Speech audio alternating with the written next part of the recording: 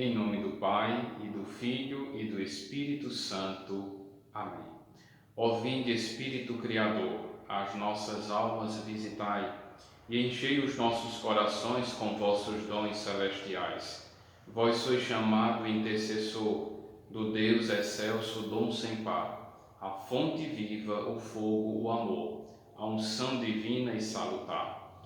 Sois doador dos 7 dons, e sois poder na mão do Pai. Por ele prometido a nós, por nós, seus feitos proclamais. A nossa mente iluminai, os corações enchei de amor.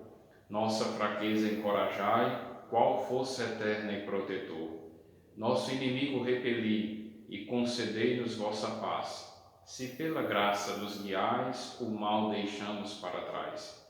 Ao Pai e ao Filho Salvador, por vós possamos conhecer, que procedeis do seu amor, fazei-nos sempre firmes crer.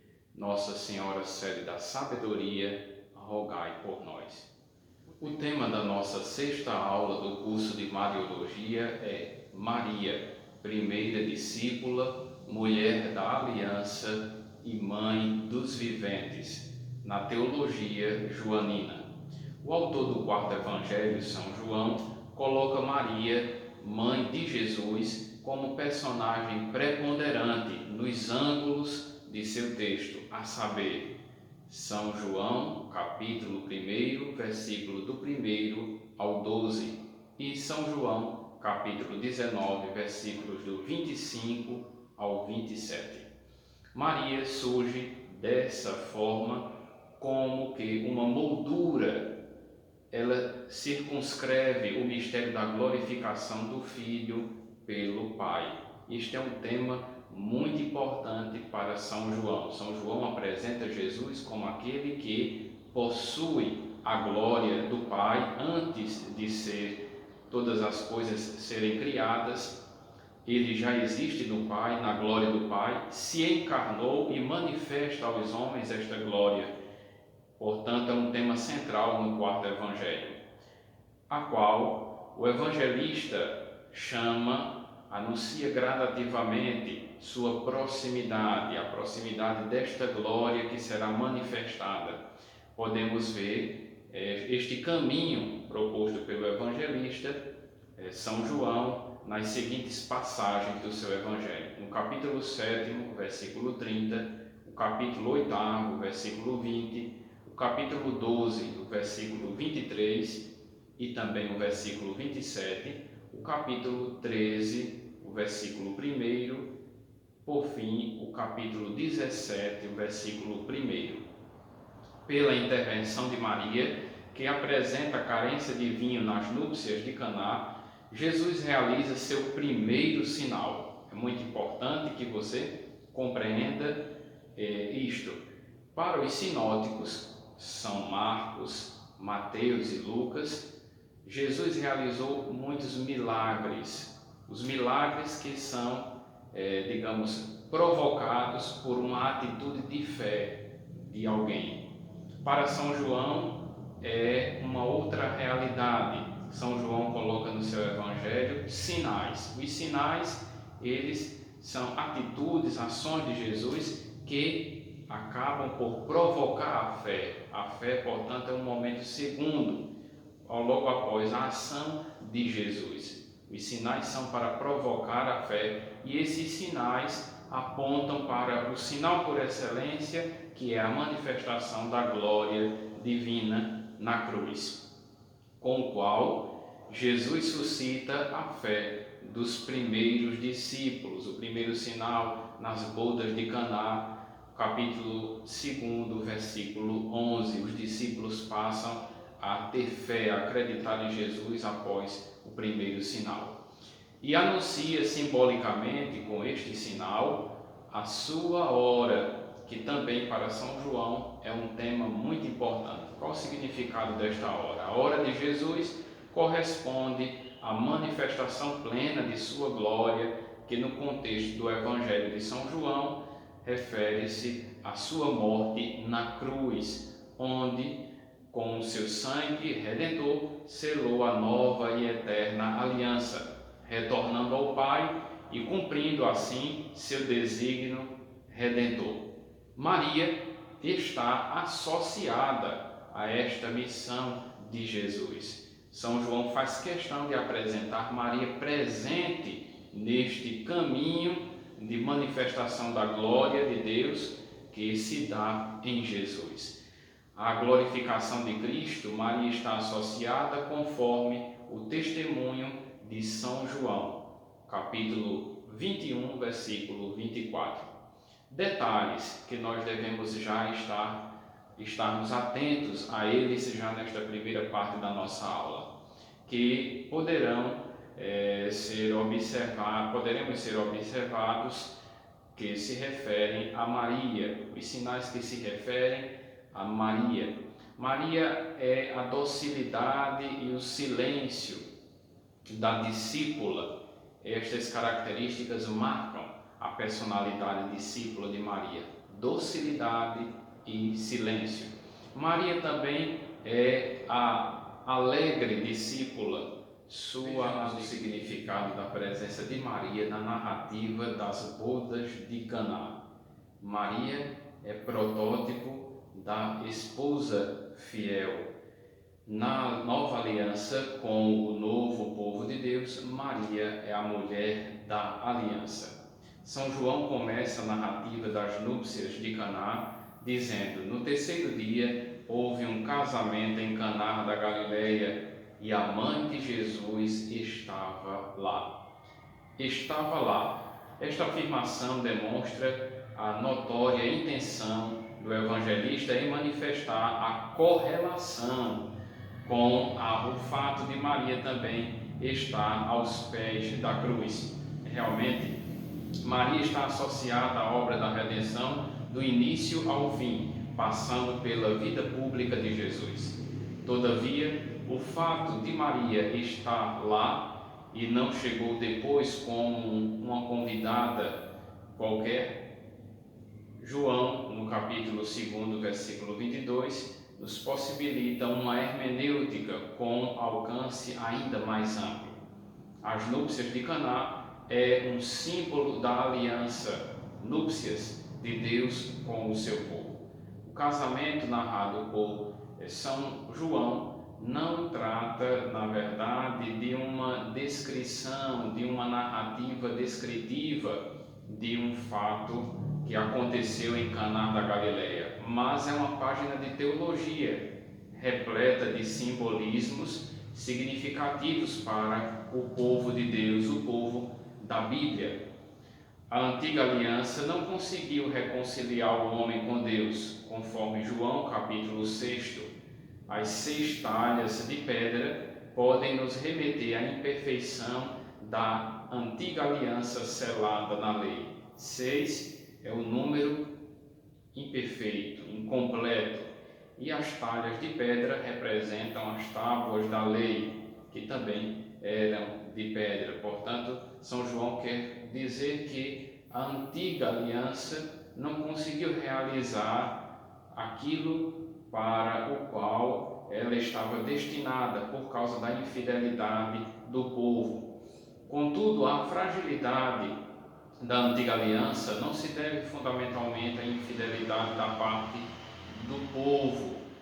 Não eliminou por completo esta infidelidade em Israel sua relação com Deus. Restou uma parte remanescente e fiel. Do povo que nasce da antiga aliança, restaram alguns justos que souberam guardar a esperança na realização das promessas do Senhor. Maria é representada por São João como eminente representante deste pequeno resto de Israel, como já vimos na aula anterior, onde falávamos da presença de Maria na narrativa de São Lucas. Numa relação de tipo esponsal com o Senhor, o povo do Antigo Testamento viveu uma aliança em meio às suas infidelidades, à medida que trocava Deus por deuses estranhos. Neste contexto, Maria é também apresentada no Evangelho como a mulher esposa, mas esta fiel, que não traiu a Deus. O novo povo de Deus, que também encontra em Maria sua perfeita representante, foi por Cristo instaurado também a partir daquela que se apresentou como uma serva fiel, conforme São Lucas, capítulo 1, versículo 38. Pois, na pessoa de Maria, todos nós estamos, o novo povo de Deus que é a Igreja, estamos em Caná, no início da manifestação da glória de Jesus, estamos no Gólgota, onde Jesus selou a nova e eterna aliança com o seu povo, com a Igreja que somos todos nós. A presença de Maria, portanto, é a presença de toda a Igreja ao longo dos séculos da história desta nossa comunidade de fé. Resumindo até agora o que dissemos em nossa aula, para São João, Maria é a primeira discípula na fé, modelo de fé e de seguimento a Jesus, ao chamar a atenção de seus discípulos para Jesus, quando afirma: fazei tudo o que ele vos disser. Maria também é mãe e testemunha da glória, é a visão da maternidade de Maria em São João. Só na perícope, isto é, no trecho do Evangelho de 2, no capítulo 2, do versículo 1 ao versículo 12, correspondente à cena das núpcias de Caná, o evangelista trata Maria como mãe de Jesus 4 vezes. Notadamente, uma profunda reverência tem o evangelista por Maria, pelo fato dela ser mãe, e mãe pelo desígnio divino que a tornou mãe de Deus. Fazendo uma leitura apressada da narrativa deste primeiro sinal de Jesus, podemos contrastar o fato de o evangelista narrar Maria como mãe com aquele de Jesus que na cena a chama por mulher. Há ainda aqueles que, sem conhecer a profundidade do Evangelho, sustentam a posição de que se trata de uma relação de menosprezo da parte de Jesus para com a sua mãe. Na verdade, a intenção do quarto Evangelho parece ser bem outra. Num paralelo, podemos dizer catequético, São João está fazendo uma catequese, está fazendo uma exposição do desígnio de Deus à luz das Sagradas Escrituras. São João nos remete ao contexto do livro do Gênesis, no qual a mulher, Eva, é a mãe dos viventes, como podemos conferir no livro do Gênesis, capítulo 2, versículo 23, e ainda no capítulo 3, versículo 20.